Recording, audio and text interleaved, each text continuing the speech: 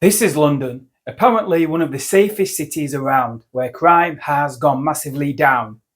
As if anyone believes that Mayor Khan, the same evil mayor who denies the existence of the Pakistani grooming gangs in London.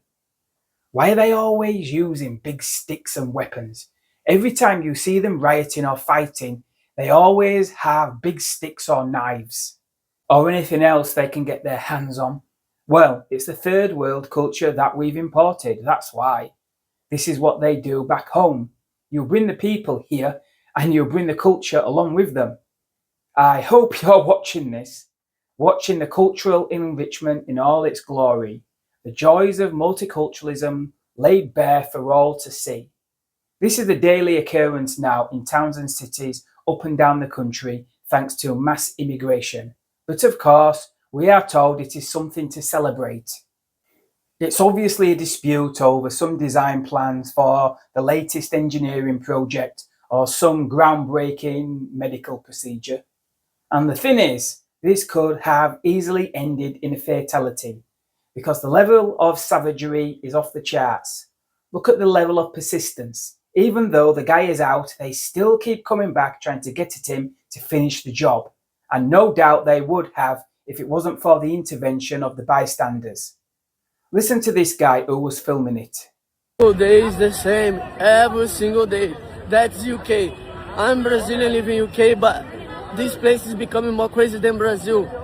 Why he's here all the way from Brazil in the first place, I have no idea. But regardless, even he says it's worse than Brazil, and the rate of violent crime there is way above the global average. So that tells you a lot if he's saying that. Stories like this are literally every day now.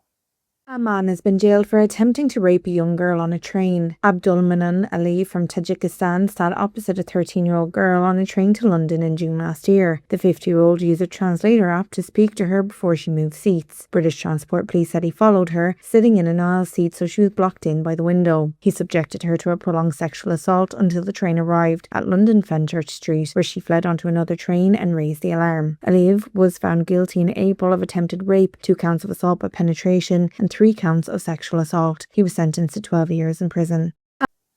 He can't speak a word of English.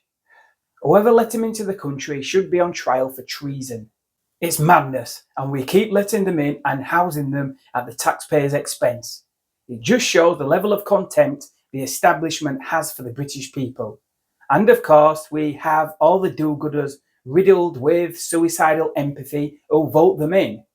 No idea what was going on in Manchester recently, but the Islamic community has had some big gathering or festival, so they've all taken to the streets in their thousands, mostly dressed in black it seems, with the men participating in some bizarre guerrilla-style, chest-beating, third world ritual that has no place on our streets if the truth be known. Then this happened outside a mosque. Imagine driving your car down that road and coming across that. I haven't seen scenes like that since the 1990s with the football hooligans. And what makes this worse is they're all sober. So these treacherous politicians can tell us all the crime stats they want. But the fact is we are importing some seriously violent tribal cultures. I'm not saying there aren't any English violent thugs who participate in antisocial behaviour, because obviously there are. But it doesn't mean we should import more from the third world. And this imported stuff is just way more extreme and widespread. We've imported third world tribal conflicts.